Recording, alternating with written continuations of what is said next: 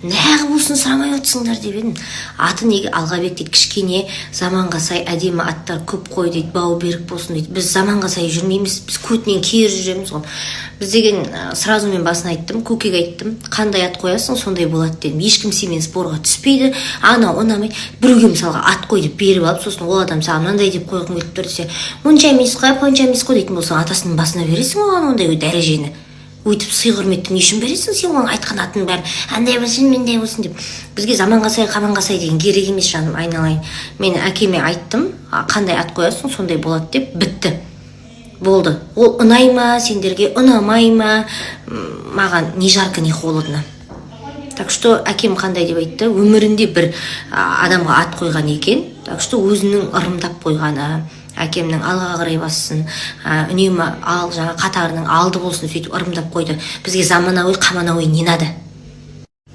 Өзің кеше босандың ғой дейді, инстадан демалыңыз бір-екі күн полетқа қойып сотканы дейді, история шықпа деп қояды маған. Ұрсып жатыр енді. Өзім еще мына жақта палатада жалғыз өзім жатырмын ғой, қасымда сөйлесетін адам жоқ. Ана затқа қолға шығып басқа әйелдермен сөйлесейін десем, орвимен ауырып отырғандар көп дейді. Сен жаңа ғана босандың, не істеп қаласың, жұқтырып аласың, шықпай-ақ қойшы деп сөйтіп жатыр да. Енді жындадан құсап өзім отырмын да, не істеймін енді, қасқа ермегім осы енді зат болып жатыр.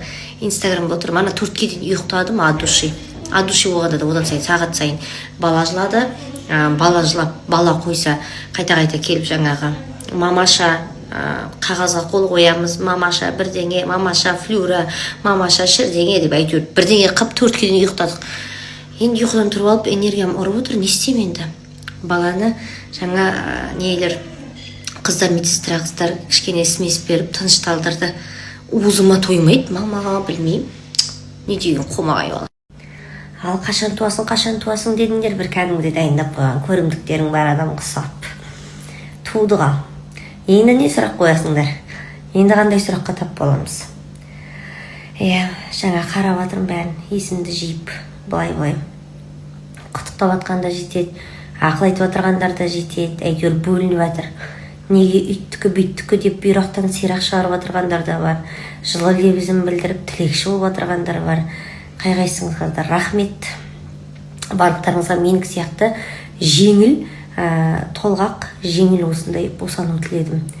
Айлараның кезінде травма болғасын, осы баланың кезінде кәдімгідей жеңіл босанғаныма таң қалдым. Еще басы үлкен ғой, тұқыммен сондай үлкен бастылар екен. Сол кешегіде айтып жатыр, ойбай, мына баланың басын-ай деп. Басы үлкен екен деп. Басы үлкен баланы разрывсыз шүкір босандық. Осындай да прикол бар екен айтпақшы. Мына баланы емізген кезде мен қуғым ауырып жатыр ма десем, сөйтсем жаңағы қайта толғақ дей ма бірдеңе болады екен ғой. Туғанша жаңағы туатынның толғағы, туғандан кейін қайтатын толғақ, әйтеуір білмеймін. 40 күн өткеннен кейін жаңағы еске салатын толғақты сөйтіп толғап жүре беретін сияқтымыз ғой. Сондай бар дейді. Мен оны просто қуғым ауырып тұр ма? Что-то деп қоямын ғой еще. Мән бермей жүрсем, сөйтсем ол қайтар толғақ деп айтады екен. Естімеген елде көп дейді. Айлараның кезінде ерте болғандай жас кезде босанғасын ба, қысылғанды болып, или ол кезде құрсын разрыв болып, астым тігіліп жатырды ғой кәдімгідей. Ол кезде қайтар толғақпен шаруам болған жоқ. Бұтыма сия алмай жүрген адам болдым ол кезде. Мән бермеген болып тұрмын ғой. Мынасында енді бәрі жеңіл болғасын, қуғым бір түрлі болады да, сөйтсе айтады қайтар толғақ болады деп. Түрін естіді, әйел адамға бүкіл ауыртпашылықты беріп қойған ғой. 40 жанды деп бекер айтпаған, ішпен ұйықтауды сағынып қалмапсыз ба дейді. Кеше босанғаннан кейін де қорқып жүрмін ғой, ішпен жатуға да, как будто андай чувство, андай болды ғой, пойызға мысалға Алматыдан Ақтауға дейін пойызға 3 күн мініп келген кезде селкілдеп келгеннен, пойыздан түскеннен кейін үйде де бүйтіп әлі пойызда жүргенде селкілдеп жүресің ғой. Сондай сияқты да, мен кеше босанғаннан кейін әлі как будто ішімде бала бар сияқты, жатуға болмайды сияқты да, ішпен қапталдап жатып кішкене аккуратны қимылдап сөйтіп жүрмін да. Енді 9 ай бойына сөйтіп үйреніп қалғасын да. Сосын есіме түсіп кетеді, мен неге ішпен жатпай жатырмын деп. Сонымен ішпен жатып қалсам, рахатнай деп, өмір деген осы емес пе деп. Кайф ма. Мен негізі постоянно ішпен ұйықтайтын едім. Бұрыннан бері қарайтындар білесіңдер, ішпен жатқан жақсы көретінмін да. Кеше жатып деген дедім ғой кәдімгідей. Өмірімде бар ғой кәдімгідей ішпен жатқан қуанамды ойлаған жоқпын. Біреулер емшегің тірек дейді, бізде бейшара тірек емшегі жоқ, так что ішпен жатқанда кайф болды. алдында қашан туасың деп берекетті алып енді осындай ақылшылар басталады ғой. Кілең педиатр, кілең врач, әйтеуір бәрі салқынға қоя қойыңдар ше, болды құрсын. Айлараны да бақтық, өліп қалған ештеңесі жоқ. Көріп отырсыңдар, айларада бәрі нормально.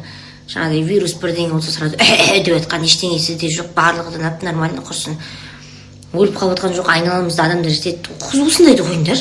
Үйтпе, бүйтпе, ананы сөндір, пардың үстіне бірдеңені қойыңдар, бір ежелден қалған енекем құсамай құрсын. Бәрің ақылды да, тек біз ақылсыз, мисыз туылған ештеңеміз жоқ қой. Сендердегі бар ми, сендердегі бар бас, бізде де бар ғой. Жоқ, қырық қалсақ, үйтпе, бүйтпе деп бір кілең бір әйтеуір ақылшы. Құрсын, өз ақылымыз өзімізге жетеді. Өз ақылдарын өздеріңе қолданыңдар, айналаңдағыларға. Дәмсің ғой, мен бірінші бала туып отқан ештеңем жоқ қой.